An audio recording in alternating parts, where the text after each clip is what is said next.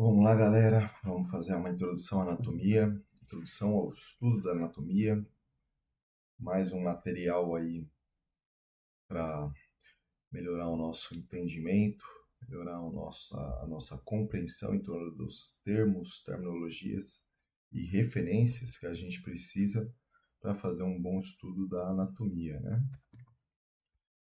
Bom, a palavra anatomia, ela tem origem do grego, vem do grego antigo, onde ana significa em partes, né, separar, e o tomen, né, vem de corte, secção, uma referência à forma como era feito o estudo da anatomia, que era uma anatomia em cortes, né, em dissecação, tá? Então, a anatomia, ela desde a sua origem, ela tem ali como uma prática a dissecação e o estudo em partes, né? Não dá para estudar o organismo de uma vez só, então é mais lógico separar em partes para estudar adequadamente cada parte. A anatomia é uma ciência, né, que estuda de forma macro e microscopicamente a constituição e estrutura dos seres vivos. Ela estuda a morfologia, a estrutura e a forma como essas estruturas estão relacionadas.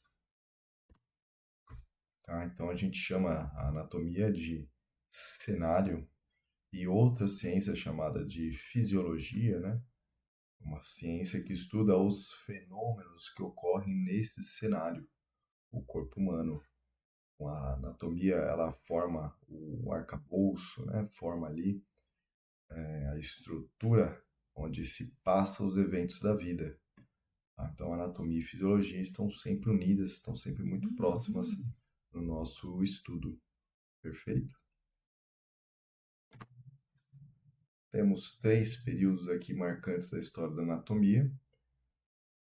Uma, a antiguidade, onde a gente fala ali das civilizações egípcias e gregas, que tiveram contato e mais ainda, né, bons relatos sobre estudo, sobre descrições anatômicas. Aí sempre os egípcios são sempre lembrados por conta da mumificação, né, e no processo de mumificação eles tinham que retirar os órgãos e guardar em vasos próximo ao corpo ali do falecido. Então eles tiveram contato, né, com uma técnica básica ali de dissecação e remoção dos órgãos. Eles viram ali muitos órgãos, né, pegaram. Então isso é uma experiência que está documentada ali. E nos egípcios, ou perdão, nos gregos, né, na civilização grega, nós vemos ali que tem grandes nomes, né, principalmente ali o Hipócrates, famoso pai da medicina, e fizeram estudos, né, e tem ali o seu nome atrelado, como o próprio Aristóteles, o pai da anatomia comparada, e tivemos grandes momentos, como a Biblioteca de Alexandria, onde pelo menos se presume que havia muito conhecimento dentro dessa biblioteca, né? Infelizmente ela foi incendiada e não perdurou ali para as próximas gerações alguns desses conhecimentos. Ao chegar na Idade Média, nós tivemos um problema aí quanto à restrição imposta pela religião. Era um período, né, que a igreja era o centro do universo, Deus era o centro do universo, e era um sacrilégio, né, dissecar o corpo humano, era um desrespeito e não poderia ser feito. E se assim fosse, seria considerado uma heresia, né? E a pessoa seria punida por conta disso. Então tivemos alguns anatomistas que tiveram esse problema, né, de serem julgados e condenados pela Igreja Católica da época. Então, nessa época aqui, quem tivesse ali que estudar anatomia, provavelmente faria isso escondido. Já no Renascimento, foi um período onde o homem ganhou o centro ali do universo e a cultura, ela floresceu, tá? Então, temos grandes nomes ali que surgiram no Renascimento, como Leonardo da Vinci, os seus desenhos e suas ilustrações perfeitas sobre anatomia, né, descrevem que em algum momento ele teve contato com essa anatomia de perto. E o próprio Vesalius, né, que foi o pai da anatomia moderna, que veio aí a desfazer mitos da velha anatomia galênica que se tinha nos livros até então. Vessálios desceu de sua cátedra e dissecou os corpos ali, né, ao vivo, conta-se a história, né? Ele ficou muito famoso como o pai da anatomia moderna. E aí, a anatomia, como nós já citamos, é um estudo em partes, e esse estudo em partes a gente pode fazer em vários níveis, né? Então, vamos lembrar aí como a gente constitui ali um organismo. Um organismo, né? Ele é uma associação de várias estruturas microscópicas, ou melhor dizendo, atômicas, né? Que são os átomos, o conjunto de átomos e sua interação vai formar ali as moléculas, um conjunto de moléculas agregadas dentro de um compartimento ali, forma uma célula. Uma célula é um agregado de células e substâncias entre as células formará um tecido, um conjunto de tecidos formará ali um órgão tendo uma finalidade parecida, um conjunto de órgãos estará associado a um sistema e um sistema agregará a um organismo, né? Então são os níveis de organização do corpo humano. Então aqui a gente vai estudar a partir ali do nível de órgão e sistema, né? Os níveis, por exemplo, atômico, molecular, estão ali nos campos da química e da bioquímica, química orgânica, né? E vamos caminhando aí para biologia molecular, citologia e histologia, né? São campos ali atrelados à anatomia microscópica, certo? Quando eu falo ali da área da química, ela não está vinculada, né, à anatomia, não diretamente, mas ela tem a sua importância e sua contribuição por ajudar no entendimento das moléculas que vão formar os seres vivos, tudo bem? Então a gente fala que ali até a citologia, né, classicamente até a citologia, a gente ainda tem um estudo de anatomia microscópica.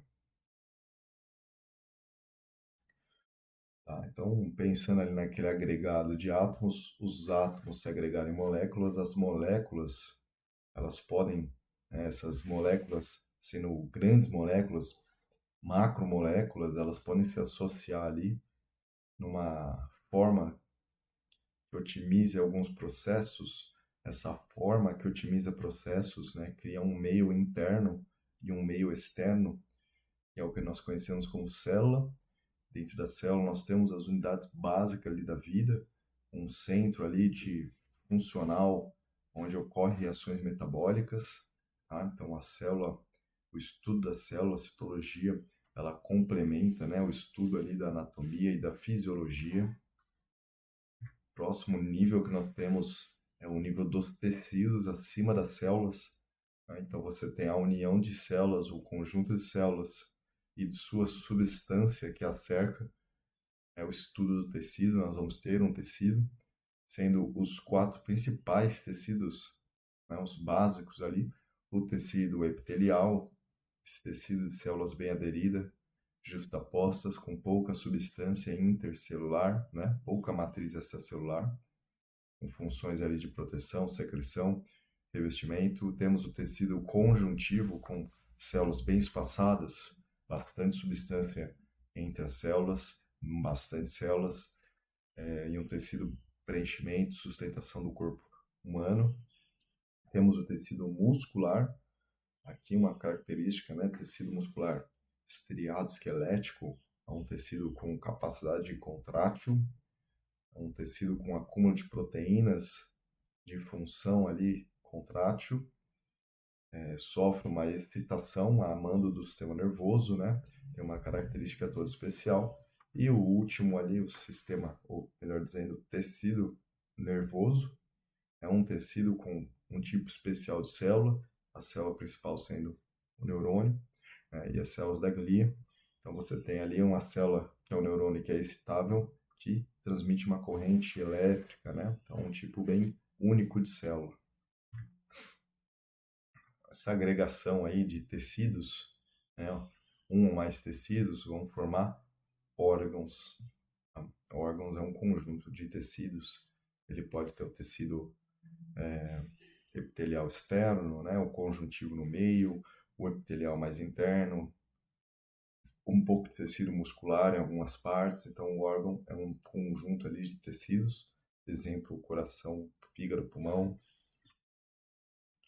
E os órgãos eles vão se unir em sistemas, né? Então, o corpo humano tem sistemas e a gente faz muito uso da abordagem da anatomia sistêmica, né, para ver uma maior quantidade ali de informações acerca do organismo de uma forma lógica. A maioria dos autores, ou pelo menos o autor base de nossa aula, considera ali que o corpo tem 10 sistemas, né? Essa é uma abordagem, a gente tem a abordagem sistêmica, temos a abordagem regional. Regional seria por partes, né? Por regiões, estuda ali a região do braço e o que está ali superficial e profunda região do braço. Sistêmica vai estudar um sistema em específico, como o circulatório, e clínica, né, seria aplicada na prática no corpo. Olha lá, anatomia regional, também chamada de anatomia topográfica, estuda o corpo em partes, em segmentos, né? E aí os segmentos principais ali do corpo. Então nós temos ali um indivíduo posicionado aqui, ereto, em ortostático, com a palma da mão para frente, né, numa posição que a gente chama de posição anatômica. E aí nós temos as divisões em cabeça, que é mais elevada no indivíduo, pescoço conecta a cabeça ao tórax, né, o tórax, o abdômen e o períneo. Né, então essa região de tórax, abdômen, períneo, nós temos o tronco do indivíduo, nós temos os membros superiores em azul e os membros inferiores em algo parecido com rosa, né? Então essa é uma divisão básica ali, uma anatomia regional. A anatomia regional pode tratar, por exemplo, da cabeça e tudo que tiver na cabeça, seja sistema somatosensorial, sistema nervoso, esquelético e assim por diante, né? Temos, por exemplo, a anatomia da região torácica, anatomia da região abdominal, anatomia do membro superior, tá? Então, a divisão básica do corpo humano está ali, né, em cabeça, pescoço, tórax, abdômen, pelve ou períneo, e o conjunto, né, do tórax, abdômen e pelve, nós chamamos de tronco do indivíduo. A face posterior, o que está atrás, né, da região do tronco, a gente chama de dorso do indivíduo, dorso. Nós vamos ter um conjunto ali de membros, sendo membros superiores e membros inferiores, certo? Cada região vai ter a sua sub-região. Então você tem, por exemplo, a região femoral anterior, região femoral posterior, região glútea, né? Todas elas fazem parte do membro inferior. Região poplítea, região sural, né? Então, são regiões do membro inferior. Mais ou menos assim. Então você pode ver uma divisão axial, né, quanto o eixo principal do indivíduo, e uma divisão apendicular dos membros, né? Então, vamos ver aqui o membro superior. Temos uma região chamada de acromial, uma região braquial do braço, uma região cubital ou olecraniana do lécron, né? Uma região antebraquial do antebraço, né? E ainda a sua face posterior. Temos a mão, região dorso da mão, tá? Indo para o dorso do indivíduo, região vertebral, tem a região escapular, a região lombar, a região sacral, região glútea, né? Indo para a parte de tórax, região pré-external ou external, tem a região axilar, peitoral. Tá? Então, são subdivisões das regiões principais, né? Então, o indivíduo pode ser dividido ali na sua porção do tronco, compreendendo ali cabeça, pescoço, tórax, abdômen e pelve, sendo o nosso eixo central, né? A sua divisão axial ali do indivíduo, tá? Cabeça mais elevada, o pescoço que liga a cabeça ao tronco, o tórax, o abdômen e a pelve. E vamos ter os membros, né? Sendo o membro superior braço, antebraço, mão, e membro inferior coxa, perna e pé. Cada região tem sua sub-região, ou sua subdivisão, tá? A exemplo, o tronco do indivíduo, nós temos a região pré-esternal ou external, nós temos a região peitoral, região mamária, região axilar, região deltoide, já para o membro superior, região anterior do braço, região cubital anterior, né? Voltando para o abdômen, região umbilical, epigástrica, hipogástrica ou púbica, né? E assim por diante, tá? O dorso do indivíduo e suas segmentações, como já foi dito, né? Vou passar. E aí a anatomia sistêmica se ocupa dos sistemas, por exemplo, o sistema esquelético, sistema circulatório, sistema linfático, né? E alguns autores ali abordam o sistema linfático anexado ao circulatório, né? Ou próximo dele, o digestório, sistema excretor ou renal, né? Urinário, pode ser colocado aí dessa forma, né? Quando a gente pensa em sistema excretor, é um pouquinho mais amplo do que simplesmente o sistema urinário, né?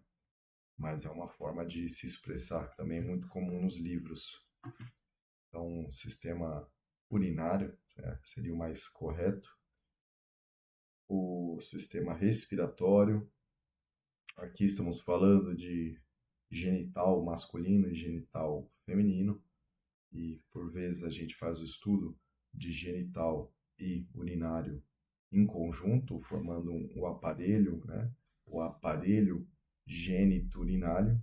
Então, um aparelho é a fusão, né? Ou a junção ali de vários sistemas. Então, quando eu pego o sistema urinário e o sistema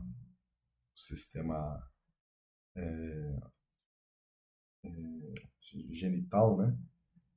Quando eu pego o sistema urinário e o sistema genital, eu formo o aparelho gênito-urinário.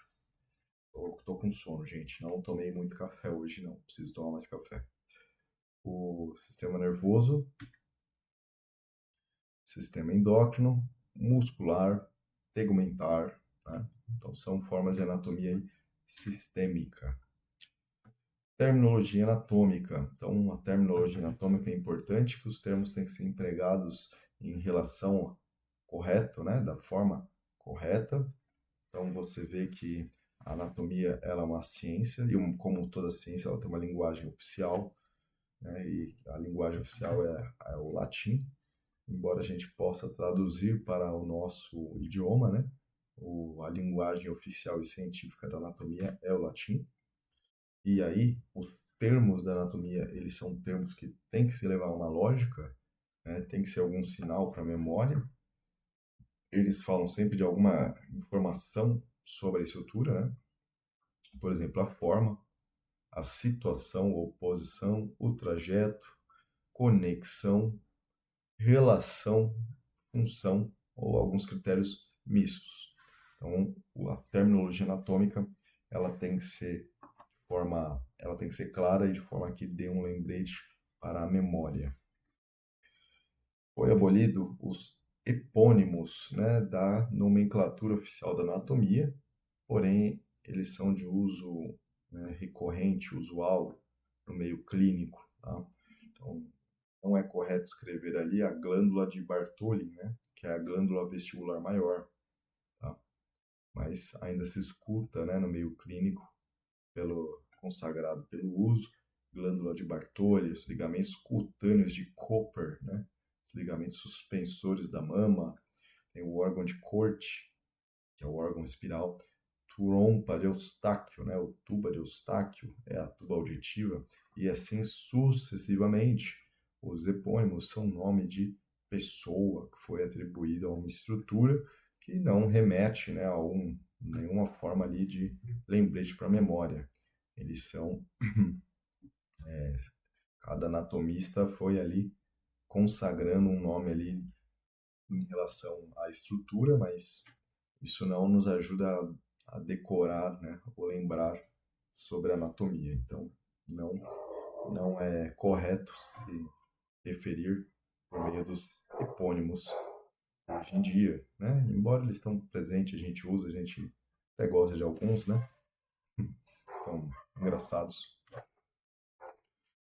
As abreviações, né? Como é que se pode escrever ali aquela anatomia? Qual que é a forma correta de abreviar, né? Então tem aqui uma listinha. Então você pode ver que artéria é um A maiúsculo ponto e A maiúsculo e A minúsculo ponto é um plural, artérias. O V maiúsculo ponto é veia, V maiúsculo V minúsculo ponto, veias, né? Músculo e músculos. Nervo, N ponto, N maiúsculo, nervo, e N maiúsculo e N minúsculo ponto, nervos, né?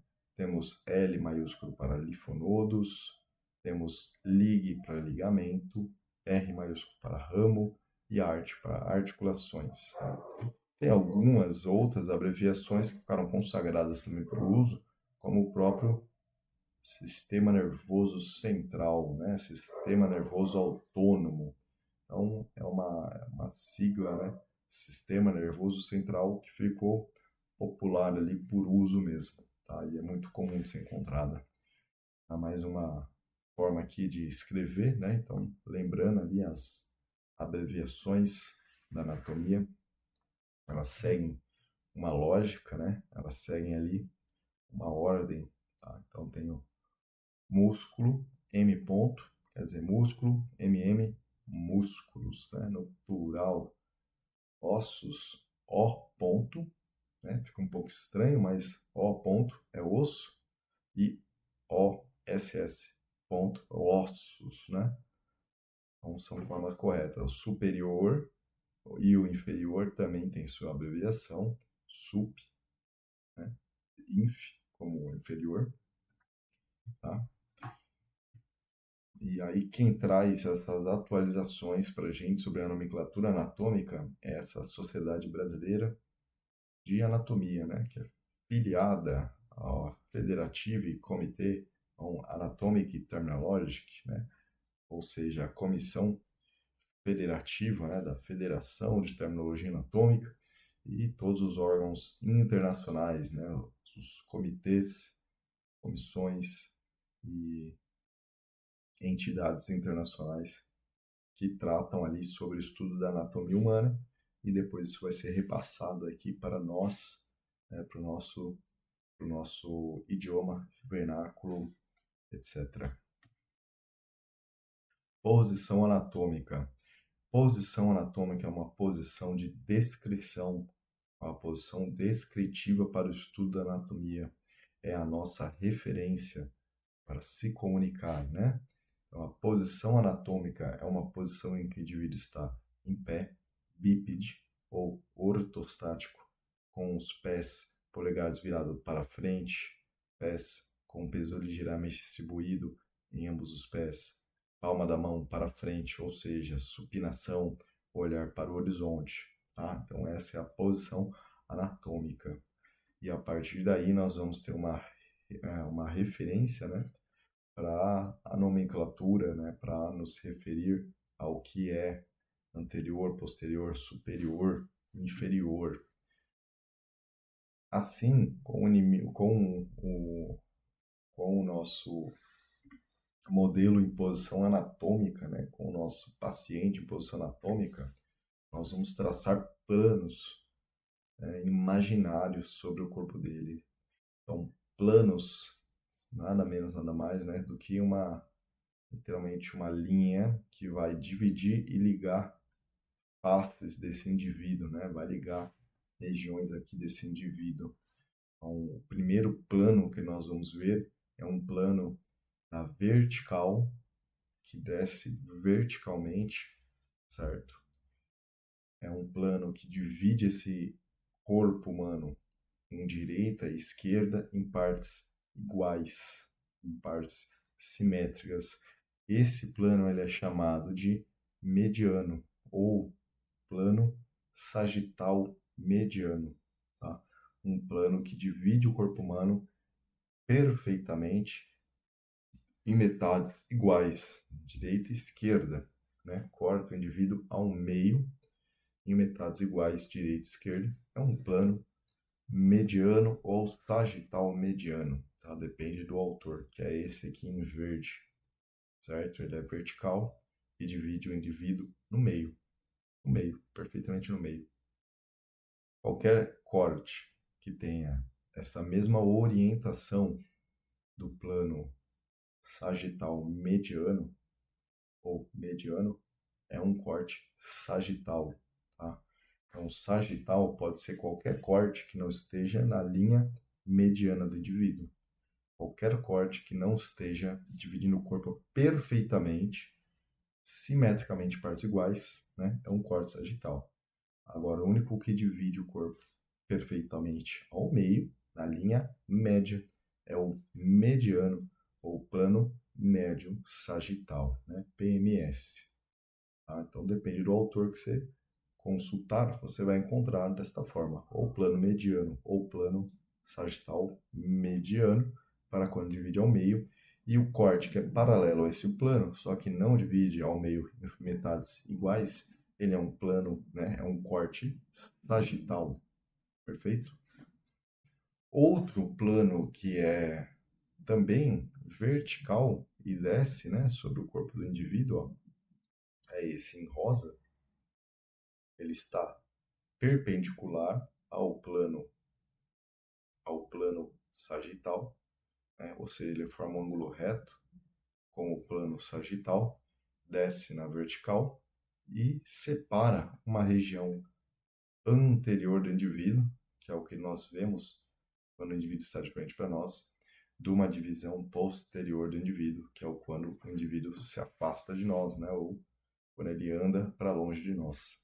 Esse plano aqui em rosa é chamado de plano coronal ou plano frontal, ou ainda, né, plano coronal médio, tá? Mas é mais comum se referir como coronal ou frontal, perfeito? Este plano divide o indivíduo em anterior e posterior, perfeito? Onde pega o indivíduo e forma duas metades. Vou dar mais um exemplo aqui, ó. Então, o plano frontal ou coronal, ele divide esse indivíduo em sua face anterior, que é o que nós vemos, e o que nós não vemos, que está atrás do plano, é o posterior. O plano mediano ou plano médio sagital divide este indivíduo em lateral direita e esquerda de forma simétrica, certo? E o plano que divide o indivíduo em direita e esquerda de forma assimétrica pode ser um plano chamado de sagital. O sagital ele não tem a obrigação de ser simétrico, perfeito?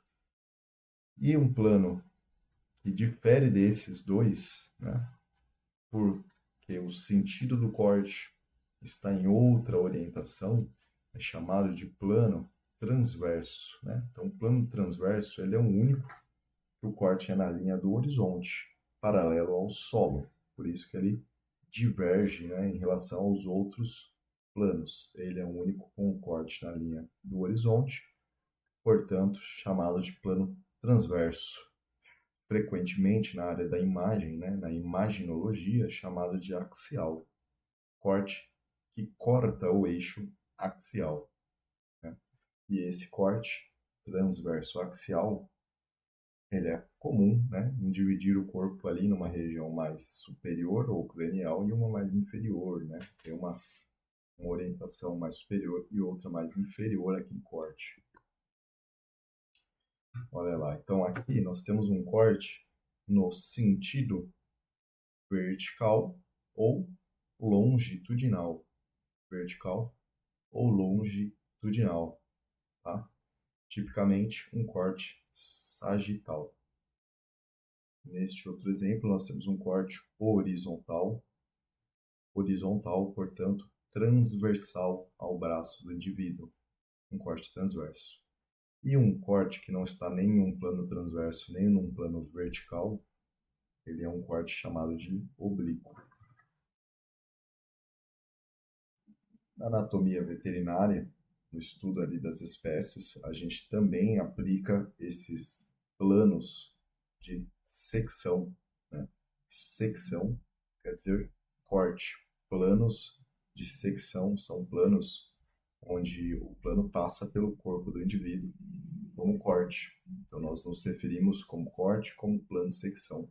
E para os animais também podemos traçar planos de secção. Eles ganham alguns nomes ligeiramente diferentes, né? Por se trata ali de uma espécie em que a posição anatômica é diferente da nossa, mas eles são aplicados ali da mesma forma. Quer ver um exemplo? O plano mediano, plano que passa na linha média do animal, dividindo em metades iguais, direita e esquerda. É o plano mediano.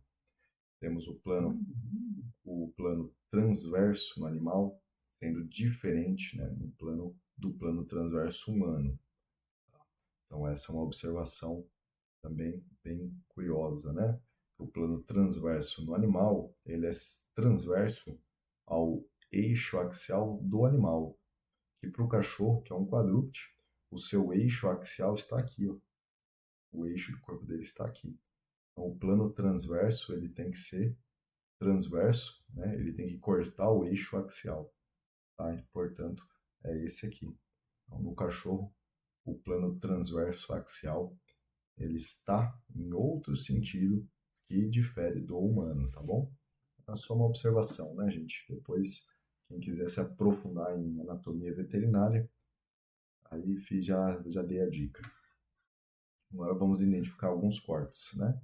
Primeiro, nossa ilustração, nós temos um corte sagital, certo?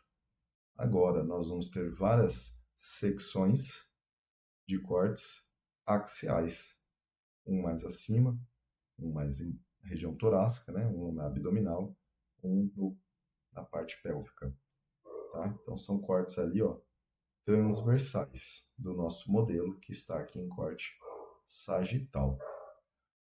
Agora, em alguns exames de imagem, né, nós temos aqui também um corte sagital, um corte transversal axial e um corte frontal coronal. Além dos planos, nós temos também eixos, né? Os eixos são muito usados para referência de proximidade e distância ou para o estudo das articulações, né? Então, o eixo ele está na linha de intersecção dos planos, certo? O eixo ele se estende, né, de forma linear de um ponto a outro. Vamos a um exemplo, né? Um eixo longitudinal vertical. O nome já fala, um eixo longitudinal ou vertical. Ele está na intersecção do plano sagital mediano com o plano frontal, aqui, e ele vai do sentido crânio, caudal, né? Crânio, podálico, ou seja, ele vai de vertical e desce até o solo, nesse sentido longitudinal, o eixo maior do indivíduo, crânio podálico, né? Ou crânio caudal em referência à cauda. Esse é o eixo longitudinal. Temos um outro eixo que vai da frente para trás do indivíduo. Ele está posicionado aqui na intersecção do plano transverso com o plano sagital. Esse aqui, ele vai de anterior para posterior, né? Nesse sentido. Este tipo de eixo é chamado de eixo anteroposterior ou eixo sagital. Vamos ter um eixo que está na intersecção, agora vai ficar meio ruim de ver, né? Mas ele está na intersecção do plano frontal com o transverso. E ele vai de uma lateral do indivíduo até outra lateral do indivíduo, né, transversalmente, de uma lateral a outra. Portanto, esse eixo foi chamado de eixo transversal, né, ou eixo horizontal, lateral seria esse aqui, perfeito? Um outro termo também muito usado em anatomia, né, são os planos de delimitação, que delimitam o corpo, e o conceito desse plano de delimitação, ele difere ligeiramente do plano de secção, ao passo que o plano de secção ele é traçado sobre o indivíduo, e o plano de delimitação ele é traçado fora do indivíduo, né? Ele, perdão, ele é traçado delimitando uma área externa a esse indivíduo, fora esse indivíduo, tá? Então, quando a gente fala de delimitação, eu estou falando do indivíduo delimitado dentro de um sólido geométrico, como nós vemos aqui. Então, o plano não toca no indivíduo, né? É um plano que passa próximo a ele, mas não o toca, não o penetra, não o secciona. E aí, nesse plano de delimitação, nós damos nomes às faces desse sólido geométrico. Então, nós vamos ter um plano que tangencia o ventre do organismo, o ventre do indivíduo, e esse plano é chamado de ventral. Nós vamos ter um plano que tangencia o dorso do indivíduo, vai ser chamado de dorsal. Nós temos um plano que tangencia o crânio do indivíduo, vai ser chamado de cranial, e um plano que tangencia o pé do indivíduo, portanto, podálico. Agora só nos resta laterais, né? Uma lateral esquerda, um plano que está rente à lateral esquerda e outro que está rente à lateral direita, certo? Então são planos de delimitação muito usados também.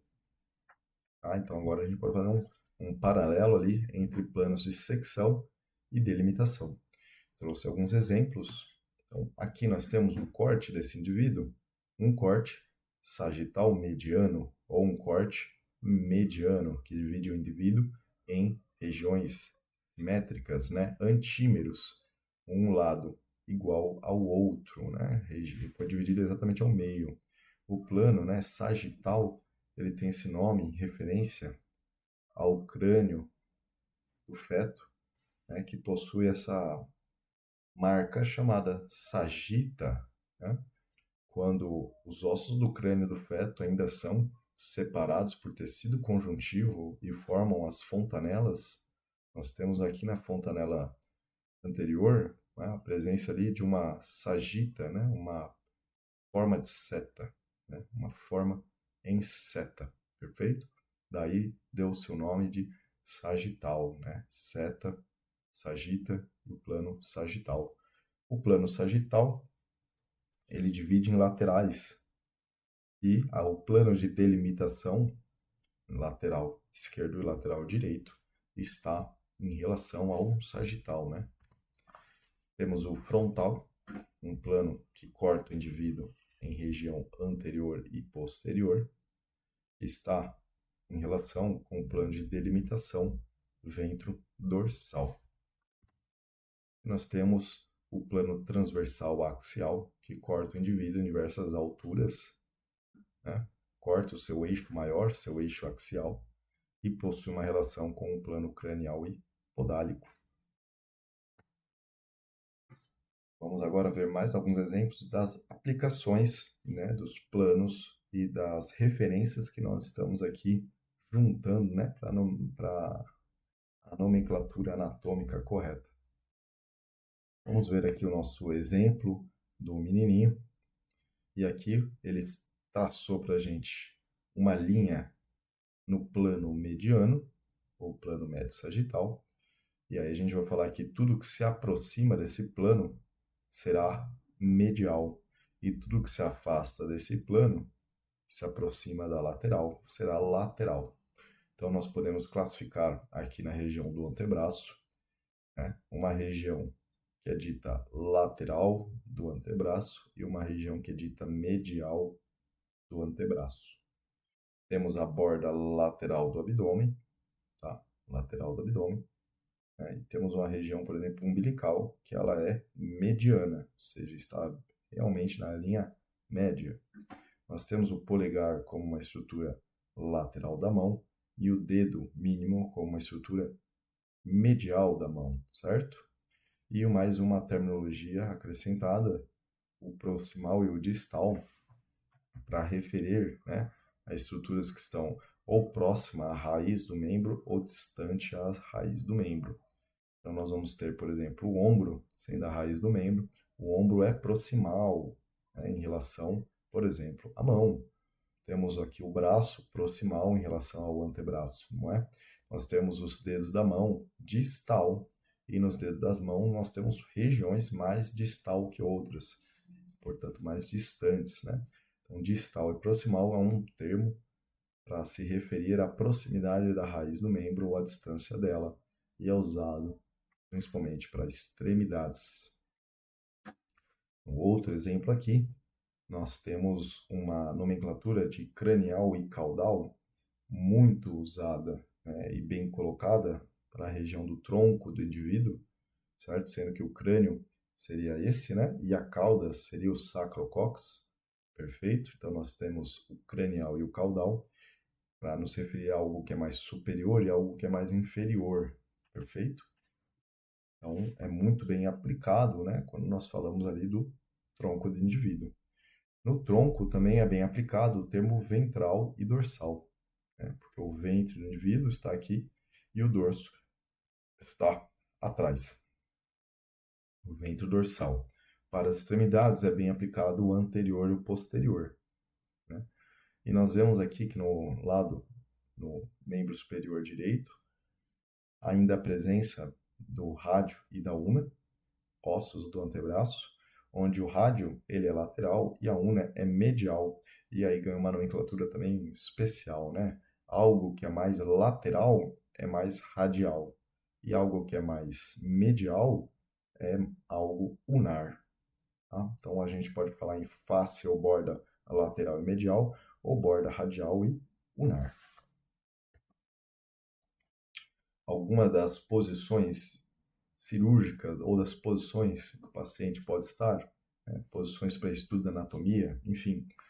Então, vamos lembrar algumas das posições mais simples, né? Por exemplo, o decúbito dorsal deitado sobre o dorso, né? Decúbito dorsal. O decúbito ventral deitado sobre o ventre. Em livros estrangeiros, normalmente o decúbito dorsal eles chamam de supino e o decúbito ventral de prono. O decúbito lateral e uma posição, né, sentado, sedestação, ou um semi-Fowler, uma posição sentada reclinada, né? Tem várias posições, ditas posições cirúrgicas, ou posições ali do paciente para exames, enfim, né? Cada uma tem uma nomenclatura mais adaptada à sua posição. Exemplo, a posição de Sims, que é um decúbito lateral com a perna, né, um pouquinho mais abduzida ali, para melhorar ali, por exemplo, a passagem de uma sonda, né? O decúbito dorsal, temos uma posição de decúbito dorsal onde a perna fica, né, os pés mais altos que a cabeça, que é conhecido como Trendelenburg, e tem o Trendelenburg inverso, né, quando a cabeça está mais alta que as pernas. O decúbito ventral, o semi-Fowler, que é uma posição sentado reclinado, a ginecológica, jackknife, né, uma posição de cirúrgica para cirurgia de reto, né, por exemplo, cirurgia de região de períneo e assim por diante. Olha lá, a posição de Trendelenburg invertido, decúbito ventral e a ginecológica, tá? Então, na anatomia, posição em pé, nós chamamos de ortostase, ortostático ou bipedestação, né? Bípede, bipedestação, apoiado sobre dois membros. Sentado, sedestação, né? E os decúbitos, perfeito? Agora, princípios de construção do corpo humano. Segundo consta, o corpo humano é construído sobre alguns princípios básicos, né? onde diz que a paquimeria é o princípio de construção do segmento axial do corpo humano, em que há a presença de dois tubos ou duas cavidades que se formam nesse segmento, que a gente chama de paquímero anterior e paquímero posterior, né? Ou cavidade anterior, cavidade ventral e a cavidade dorsal, tá? Sendo o paquímero anterior, paquímero ventral, a maior delas, né? E o paquímero posterior, dorsal ou neural, né? Crânio vertebral, um pouquinho menor. Então aqui nós temos, por exemplo, cavidade craniana e o canal vertebral, sendo a grande cavidade dorsal, o paquímero dorsal, e temos a grande cavidade ventral, o paquímero ventral. Tá? Antimeria é o princípio em que o corpo humano é constituído de partes iguais, pelo menos externamente, né? Possui essa simetria aí. Internamente não tem tanto também, essa simetria não é tão vista, tá? Mas a gente chama de antímeros as partes laterais, né, do nosso corpo que se complementam ali. Metameria fala sobre a sobreposição de segmentos iguais, que a gente chama de metâmeros, né? Segmentações iguais, análogas, né? Estruturas ali, por exemplo, a coluna vertebral, né? E a forma como as raízes neurais elas saem dessa coluna vertebral e inervam, né? Regiões específicas do corpo por segmentos sobrepostos. Ela justifica aqui a metameria, né? E a estratificação diz que o nosso corpo é composto por estratos, por camadas, né? Essa estratificação é fácil de ver, por exemplo, na pele, né? A pele, a epiderme, ela possui estratos, né? Temos a derme e a tela subcutânea. Então, o corpo é constituído de estratos, camadas sobrepostas, tá? E conforme a gente vai tirando esses estratos, vamos chegando a regiões profundas. Perfeito, eu vou dar uma pausa aqui, pessoal,